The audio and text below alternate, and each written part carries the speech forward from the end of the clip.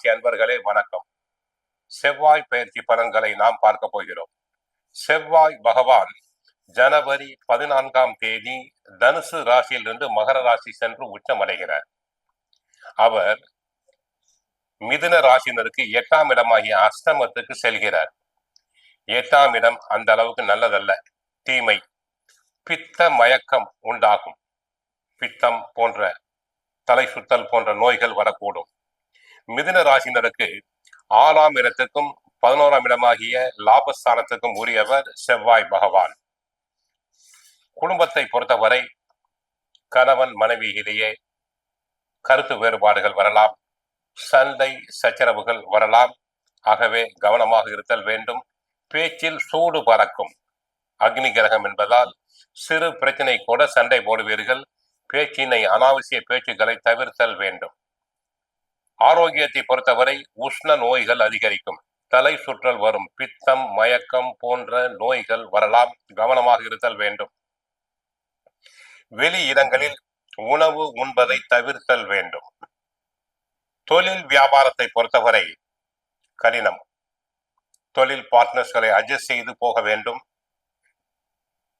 போட்டிகள் அதிகரிக்கும். தொழில்துறை அன்பர்கள் தொழில்துறை சம்பந்தமான ரகசியங்களை பிறரிடம் சொல்லுதல் கூறுதல் கூடாது. கவனம் தேவை. ரியல் எஸ்டேட் தொழிலில் உள்ளவர்களுக்கு சிறிது கடினம்தான்.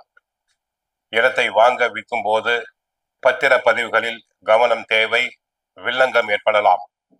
மருத்துவர்களுக்கு தங்கள் துறையில் கடின உழைப்பு தேவைப்படும்.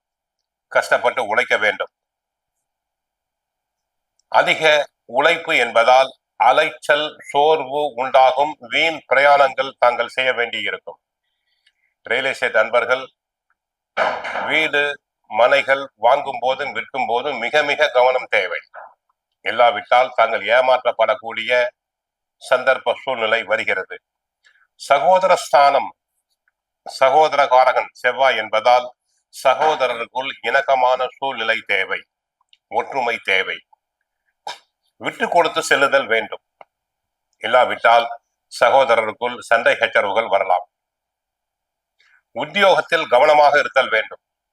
தாங்கள் எவ்வளவுதான் பாடுபட்டு உழைத்தாலும் உயர் அதிகாரிகள் தங்களை குறை சொல்லிக் கொண்டே இருப்பார். ஆகவே உத்தியோகத்தில் கவனமாக இருங்கள். பிறர் வேலையையும் சேர்த்து செய்ய வேண்டிய அவசியம் தங்களுக்கு உண்டாகலாம். பங்காளிகளுக்குள் பிரச்சனைகள் வரலாம். பேசி தீர்த்து கொள்வது நல்லது.